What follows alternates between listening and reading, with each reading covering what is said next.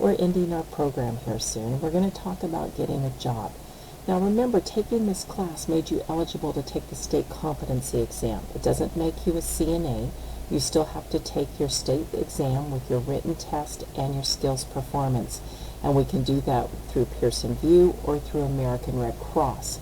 And the information on those two testing agencies are in your handbook. But now that you've finished the class and you're getting ready to take your state competency exam, what comes next? Okay, I mean, then hopefully you'll want to work as a CNA.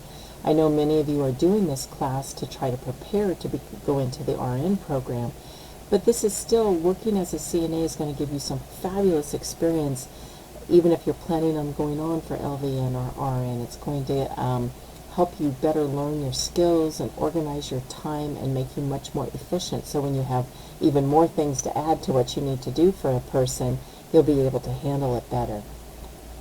So when we're looking at getting a job, there are many things of where you can find jobs. There are many resources for jobs, newspaper, internet, and I mean, most people don't get the newspaper anymore, so probably internet sites are going to be your best bet. Clinical experience. The place where you did your clinical experience is typically a great place to get a job because they know you're already familiar with their facility and with the way they do things. And then hopefully if they've had a chance to see you, every semester that I have taught, at the end of the semester, the director or the administrator of that facility will come and talk to my students and say, here's job applications, please fill them out. There's such a shortage for CNAs right now, an incredible shortage. And so looking at your clinical site is a really good place to start. There are job fairs. I know at the college we hold job fairs. And then CNA organizations tend to hold job fairs as well. So I know Comfort Keepers does job fairs, and some of the staffing agencies do job fairs. And then also our school information board. So we have a school information board right outside the nursing office and in our TR16 in our skills lab. And up on that poster board there are a ton of job announcements, okay, that we have gotten from different facilities looking for help. So what do our employers want? They want someone dependable, well-groomed, job skills and training. They want you to have good job skills and good training. But I have to be honest, many of the facilities now are looking at what we call the soft skills. Are you dependable? Do you have good work ethics? Do you get along with your teammates? Are you empathetic with your residents? They feel like if your job skills themselves aren't perfect, they can help teach you those. But if you're not dependable, if you don't have good work ethics, if you can't be empathetic with your residents, that's not something they feel they can teach you. So, ideally they want both, but if they have to pick one or the other, I'm telling you what we're seeing now a lot is people going for those, what we call the soft skills. Values and attitudes that fit in an agency. So one thing I'm always going to recommend before you go for a job interview is research that facility a little bit. Go onto their website, see what usually most healthcare agencies will have a mission statement, and here's what we stand for, and here's what we're trying to accomplish in the community, and this is what our facility, what we're trying to portray. And look at that and see how you can fit in with it. So when you go for your interview, believe me, when you say, oh, and when I was checking your website and it said that your values were, this, this, and this, and I felt I would fit in with that really well, believe me, you'll get so many brownie points, it's not even funny. Good work ethics are very important. So work ethics are, coming to work on time, showing up, doing your job correctly, giving good care, helping others. And then the employers will also check with the National Registry. So the National Registry, once you become a CNA and you pass your state certification exam, you're going to go into a National Registry. And that National Registry is saying that you have done all of your schoolwork that you needed to do and that you will successfully pass the state competency exam. If you ever have abuse that is proven, okay, now not just if abuse is accused of you, but if abuse is proven or you've had any violations that have been proven to be harmful to patients, harmful to residents, and it has been conclusively proven that you did this, that also will go onto the National Registry. And the reason they do that is because they don't want you get accused of abuse at one facility, so you quit that agency and you go over to another agency, and now you're working at this other agency. They want everybody, all employers are required to check in with that National Registry to make sure you're in good standing. Okay. Now, the job application, I'm going to tell you, you need to answer it honestly. And some things that it's kind of nice to have on hand to answer questions when you're filling out your job application. They might ask you about your high school diploma, or if your grades were good, it might be something you want to include in it. Your certificate of certification for CNA, court records of criminal conviction. So there are some things they're not supposed to ask you, but in healthcare they will ask you about criminal convictions. Your social security card, names and addresses of references and previous employers, and if you've been doing continuing education units, because remember, you have to have 48 hours of continuing education to keep your CNA. When you go for that job interview, and nowadays especially we're seeing a lot of our job interviews be online, but whether it's live, whether it's online, whether it's a teleconference, employers want to take the time to get to know you a little bit, and so make sure you know the name and title of the person that's interviewing you. Find out who is contacting you, get their name and number. That way, if you have to go to the facility, you know who you're asking for. If you're calling for that person, because you're calling in, you need to know who you're asking for. If you need to follow up to see how the interview went or if you got the job, you always want to have that information. Make sure you leave a phone number and that can take a message, and make sure the message is professional in case that person calls you back. I will tell you, as a teacher, there have been times I've called my students and I've gotten messages like, yo, leave a message, I'm out getting drunk. Probably not what you want to leave on your phone machine if you want to get a job and you're expecting that employer to contact you. You want it to sound professional.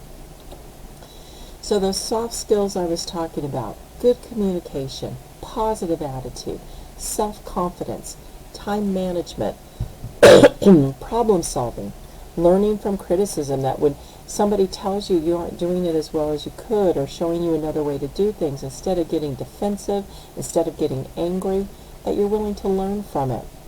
Remember, I mean, as you were a student, we were constantly trying to help you get better. You don't want to be a mediocre nurse. You want to be a great nurse. And so you have to be able to learn from criticism. Flexibility, working well with others. Those are things that they don't feel they can teach you. Your skills aren't perfect. They feel they can teach you that. These things you don't have, that's not something they're going to be able to fix. And so that's really, these soft skills are something that we're really starting to see a push for in the healthcare agency. So I liked these puzzle pieces, being able to multitask, being accountable, being competent, realizing your potential, having a good attitude, being assertive, leadership skills, proper etiquette, motivation, behavioral skills, critical thinking, confidence. Those are some of those things that they want to see when they're hiring someone. Now, when you're preparing for the interview, have a good image. Be well groomed. Okay, this isn't the time to wear your holey jeans. This is when you want to make sure you're in, nice slacks, nice shirt, jacket if you want to. Turn off your phone during an interview. You do not want your phone buzzing or ringing during an interview. It's very unprofessional. Be a little early for your interview. You may not know where you're going or exactly the office or where the person you're meeting at. And the other thing I'm going to tell you is if you go into the facility to pick up a job application, you want to look nice even then. Even though you're not going there for an interview, you're just swinging by to pick up an application. I swung by a hospital one time to pick up an application. They're like, oh, well, so-and-so can probably talk to you right now, and I'm in jeans and a t-shirt. Okay, so, make sure you're dressed appropriately when you go into the facility, even if it's just to pick up that job application. Though usually you can find those online now. Greet your interviewer by name and title. Sit with good posture and make good eye contact. So I liked this cartoon. It says, so what two weaknesses do you consider your greatest? And it says, my table manners are atrocious and I smoke crack. Probably not the thing you want. You want to turn your weakness, think about what your weaknesses are, because that's a really common thing. I have frequently been asked, what do you feel are your best strengths? What do you feel are your weaknesses? Turn a weakness into something that doesn't sound so much like a weakness. So for instance, some people tell me I'm too detail oriented, but I really just want, but I really just want to make sure that I'm doing everything correctly. I mean, take what you're calling a weakness and turn it into something a little bit more positive. That's always a good thing. Questions that cannot be asked: age, color, race, gender, sexuality, disabilities, pregnancy, marital status, children, finances. Now, as far as an arrest record, they are allowed to ask about criminal convictions. Okay? And again, as far as answering honestly, if you lie and it comes up later, and they are going to fingerprint you and do live scan you again. And so you are going to need to answer that honestly, because it will pop up then, and if you lied on your application, they can just automatically be done with you right then. So common interview questions. Okay, tell me about yourself. Why did you leave your last job? And I want you to be I really want to be clear about this right now. When you're asked why you left your last job, especially if you're going from one facility to another facility, or this question lower down where it says, what were some things you didn't like about your last job, or what did you not like about your last boss? I hate questions like that, because let me tell you how this works. Healthcare sometimes can be kind of a small knit community, and it so happens that the director of nurses at Coastal View now happens to be the administrator at Ventura Post Acute, and the director at Coastal View used to be the director over at Oxnard Manor. I mean, it's just, they move around a lot. People move around a lot. And so, and they know each other, and so I would always make sure that, why did you leave your last job? You were looking for more opportunity or for more growth, or, I mean, I would not recommend that you say anything negative about another agency or about your last job. Only because they a lot of times communicate with each other, and the boss you have at one may end up becoming a boss at another. Sometimes I've been asked, do you know anything about our company? And like I mentioned, always go online, look up that company, research them a little bit, find out what their belief systems are. What did you like about your last job? What would you like to be doing 5 years from now? So I don't know that I would say I really want your job in 5 years. I don't know that that would be a great response, but maybe something like, I want to continue in my nursing career. I want to continue to grow in my profession. Learn new things. These are just some really common ones that you really want to kind of think about before you go for an interview. Can you work under pressure? Can you describe working under pressure? Can you describe a difficult problem and how you dealt with it? Why do you want to work here? What do you consider your most significant weaknesses? I've always been asked weaknesses and strengths.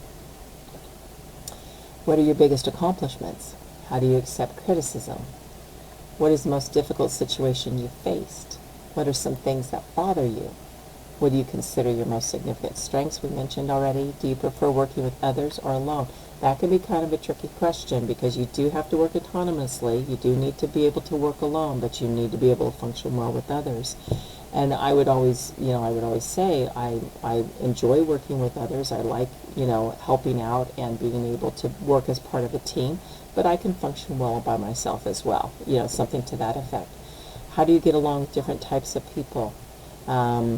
So these are just really common questions to get asked, and if you go online and you just type in common interview questions, there are hundreds of them. That, it's just nice to kind of have some idea of what you might be asked, and just to have some answers kind of at the tip of your mind, things that you might want to think about. As far as accepting or declining a job offer, I would follow up with a thank you note. Even if you decline it, I would send them a thank you note, say thank you so much for your time. I've decided to go in another direction at this point, but something to that effect. Or if they don't hire you, Thank you for your time of interviewing me. I really appreciate it. If something opens up later, let me know. Because let me tell you, a lot of times they'll say, oh, we hired someone else, and then that other person, 2 days before they're supposed to start their job, they don't take it. And if you've left on good even though you didn't get the job, you may have been one of the top two being considered. And so you send a little thank you note. It's like, oh yeah, I remember her, or him. She was great. Let's call them up. So if you do get offered a job, think about it. Is it really what you want? Agree to the starting date, the pay, and the work hours. And if you don't get the job again, just remind them to keep you in mind. Drug testing may be part of the hiring process. So all facilities have their own policies on that, but they can drug test you. As far as completing your CNA certificate, so we have talked about this. You have to take your state competency exam within 2 years from the last day of the program. Practice, practice, practice before you take your test. You're going to take a written test and a skills test. The written test, pretty basic as a general rule. There are practice tests online. But your skills, you need to keep practicing with those skills to just make them just kind of a muscle memory, because you're going to be scared. When you go do your state competency testing, it's scary. And so you're going to be really nervous, so you want everything to just kind of fall in place. So as soon as you get started with a skill, sometimes my students always tell me, well, I just blank. I got so scared, I just blank. Well, okay, you blank, but if you just start moving and picking up things, sometimes it'll just kind of become automatic what you need to do for that skill because you've practiced it so much. Before you do your testing, do some deep breathing exercises. And the other thing is you've got to put this into perspective, guys. If the testing doesn't go well, you can redo it. You get 3 attempts to redo this. And if you pass the written, you just don't pass the skills, or vice versa, you only have to do the section you didn't pass. So I always tell my students, just think, what's the worst thing that's going to happen if you don't pass your state competency test? You'll retake it. Okay, little bump in the road, but it's not the end of the world. Okay, you'll be okay. So sometimes I think if we put this into perspective, maybe it won't get quite so scary when we go do our testing. Now, as far as keeping your CNA certification, I know we talked about this back in the beginning of school, but I want to mention it again. You have to complete 48 hours of continuing education every 2 years. You have to do at least 12 hours in each of the years. So that means you can do 12 hours in 1 year and 36 in the second, or you can do 36 in the first year, 12 in the second, or you can do 24 and 24. But you can't do all 48 in 1 year. So just keep that in mind. Half of the hours can be completed online. 24 of the hours have to be live, though.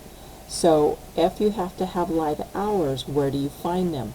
So if you're working in a nursing home, by state law, they will offer you 24 hours of continuing education a year at the facility where you're working. But hospitals are not required to do that. So you have to kind of keep that in mind. You may have to be hunting these down.